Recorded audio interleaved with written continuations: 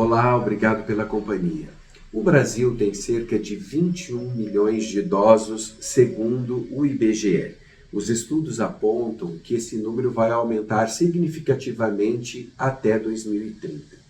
Um dos desafios no envelhecimento é evitar as quedas e permitir que as pessoas com mais de 60 anos sejam plenamente funcionais. Sobre o tema, eu converso com o educador físico e nutricionista Braulio Branco. Ele tem doutorado em ciências pela USP e participa dos programas de graduação e pós-graduação da Unicesumar, em Maringá, de onde ele fala conosco. Tudo bem, Braulio? Tudo bem, e você? Eu estou bem, obrigado. Qual é o percentual de quedas nos idosos? É um percentual alto, principalmente a partir dos 65 anos de idade. E quando, por exemplo, esses idosos eles têm um estilo de vida ao longo de toda a trajetória, de todas as décadas de vida, que ele não teve, por exemplo, o estímulo da atividade física, a musculação, uma alimentação adequada, com uma carga de atividades sedentárias muito elevada. Então, ele tende a ter valores mais altos, então taxas mais altas para as quedas. Mas isso pode variar. Por que eu não te falei um valor exato? Porque isso pode variar de idoso para idoso, porque nós temos idosos, por exemplo, que são ativos, que são independentes, mas também temos uma carga de idosos que são dependentes. E essa dependência ela pode variar em alguns graus. Então, se a gente colocar aqui de modo geral, fica difícil da gente estabelecer um percentual quando a gente não tem a característica desse idoso, porque ela pode ser bem heterogênea. E este número de quedas, ele vai aumentando à medida que o idoso vai envelhecendo? Sim. Por que acontece isso? Porque esse idoso, muitas vezes, ele perde a capacidade funcional dele. Então, o que seria essa capacidade funcional? Sentar, levantar, agachar, pegar algum equipamento, ou pegar até mesmo as compras, carregar algum utensílio. Então, à medida que o tempo vai passando, se esse idoso não for estimulado, o que seria esse estímulo? O próprio exercício. Ele tende a reduzir as suas capacidades físicas.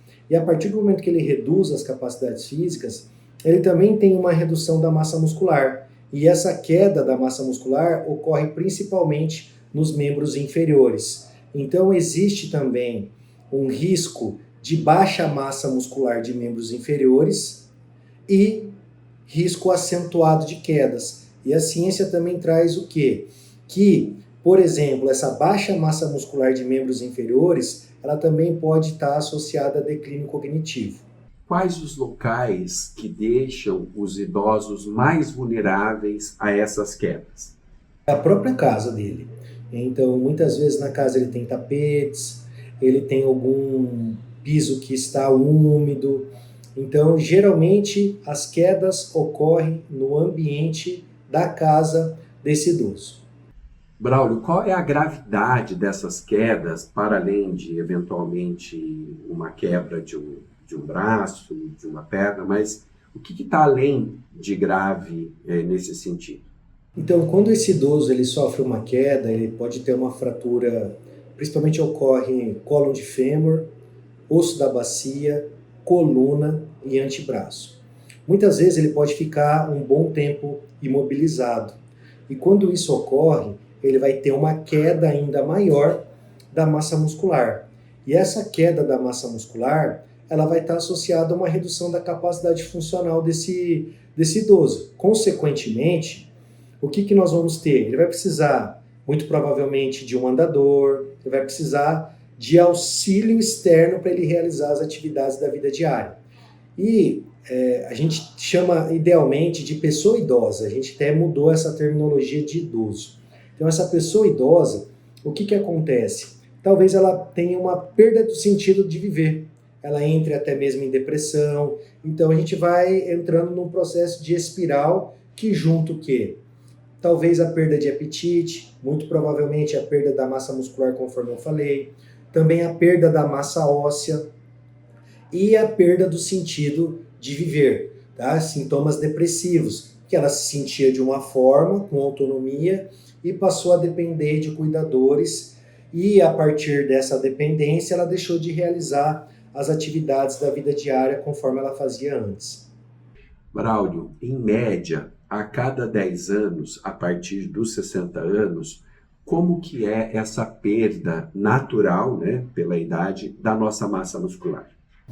De modo geral, a partir da terceira década de vida, a gente já tem uma perda significativa década a década. A literatura traz uma perda de 1% ao ano, tá? Isso pode ser mais ou menos impactado diante do que? Da questão relacionada ao estilo de vida. Então, a gente precisa também enxergar como que está a questão da alimentação, como que está a questão do exercício. Então, tudo isso influencia até mesmo a questão da perda. Então, de modo geral, a gente tem uma perda de 1% por ano. Então, se esse idoso, essa pessoa idosa está com 70 anos, ela perdeu em torno de 40% da sua massa muscular quando comparada a ela mesma com 30 anos. É claro que a gente consegue reverter isso ou diminuir essas perdas com mudanças no estilo de vida. Então, a literatura é bem clara também em relação a esse ponto. Quais os cuidados que devem ser tomados dentro de casa para evitar essas quedas? Retirar os tapetes, cuidado com o chinelo, o tipo de calçado que esse paciente coloca, cuidado também em relação aos locais mais úmidos, aos ladrilhos, dentro do banheiro, suporte para sentar e levantar, até mesmo suporte, os apoios de braço no chuveiro.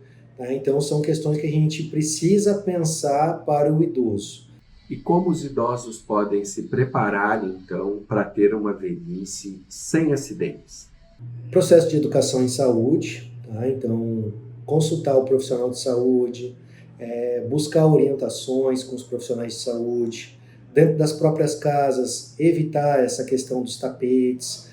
Além disso, isso é uma medida preventiva, mas uma medida de promoção da saúde é trabalhar com o exercício físico para que ele tenha sempre autonomia, para que ele consiga realizar as atividades da vida diária, para que ele ganhe, para que ele consiga ter mais massa muscular, para ele ingerir mais proteína, porque muitas vezes o que acontece? O idoso ele vai perdendo o apetite. E isso acontece por quê? Porque nós vamos perdendo, conforme nós vamos envelhecendo, as nossas papilas gustativas. Então o alimento, por vezes, passa a não ter tanto gosto. Então, e outro ponto também importante em relação a isso, é que nós também vamos perdendo a nossa capacidade de absorver nutrientes. Então as enzimas digestivas, elas vão diminuindo número e função, ou os dois. Então é importante que mesmo sem fome, a pessoa idosa ela se alimente, tá? Porque às vezes as pessoas tendem a se alimentar só no momento em que elas têm fome. E outro ponto importante, considerando que existe já uma pequena dificuldade para absorver a proteína e transformar essa proteína em aminoácido, é interessante também que a proteína seja fracionada durante o dia, não deixar só no almoço ou no jantar. Então, tem que ter um aporte de manhã, tem que ter um aporte no almoço, um aporte no lanche da tarde e um aporte no jantar. Quais são os exercícios mais indicados? Musculação. Exercício resistido. Esse é o principal tipo de exercício para ganhar massa muscular na pessoa idosa. E qual a frequência ideal durante a semana? No mínimo 3 vezes por semana. Esse é um ponto mínimo. Para os idosos, qual que é a importância de você ter um personal trainer acompanhando ele ali na execução desses exercícios?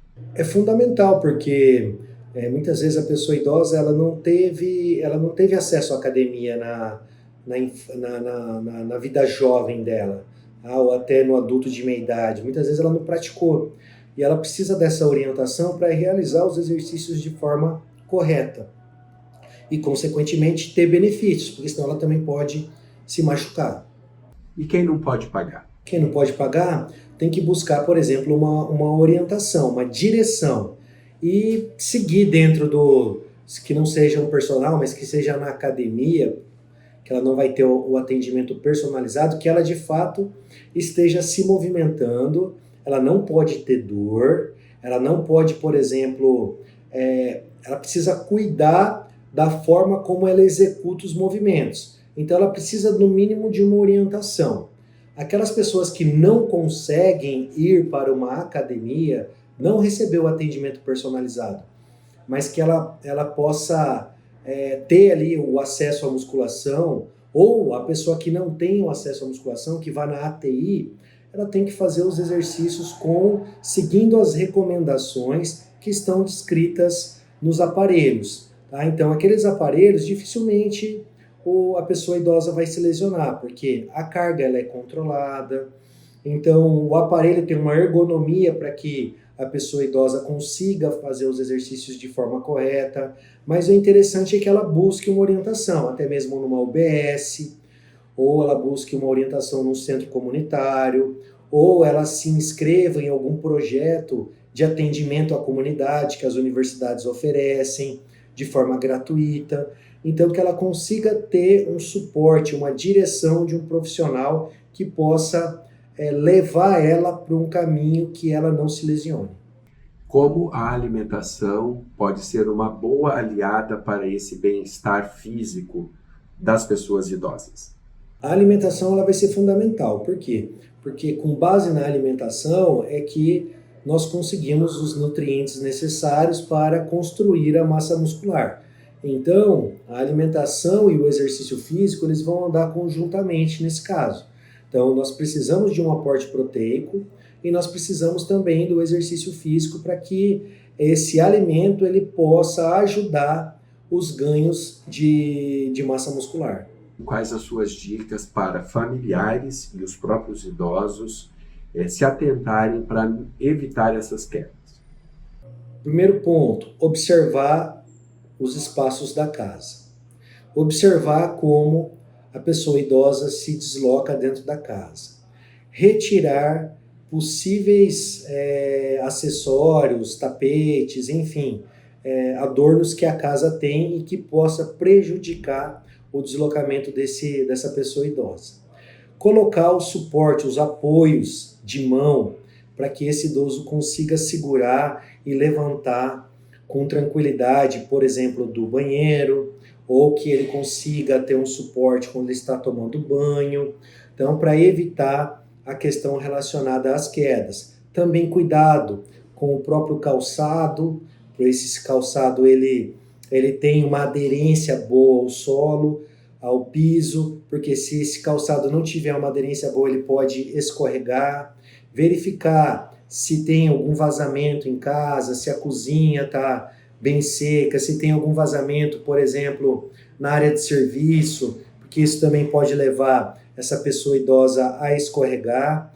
Então tem pontos importantes que a gente precisa olhar dentro da casa para que a gente consiga diminuir esses riscos. Outro ponto é estimular a autonomia dessa pessoa idosa, tá? Para que ela se movimente, seja uma caminhada, seja um exercício resistido, que, por exemplo, a musculação, ele precisa estar em movimento, que esse movimento vai ajudar também a manter a massa muscular.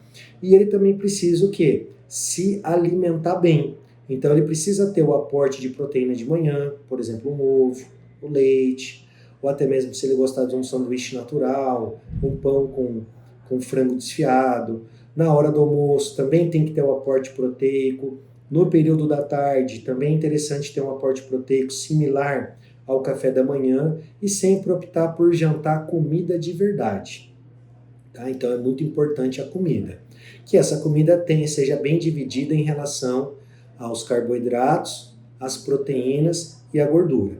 E mesmo sem estar com fome, é importante se alimentar, porque conforme eu falei anteriormente, os idosos vão perdendo as papilas gustativas, vão perdendo também as enzimas digestivas e, consequentemente, pode diminuir a sua vontade de comer. Então é interessante que ele seja orientado nesse sentido para que ele consiga, de fato, ter uma longevidade saudável.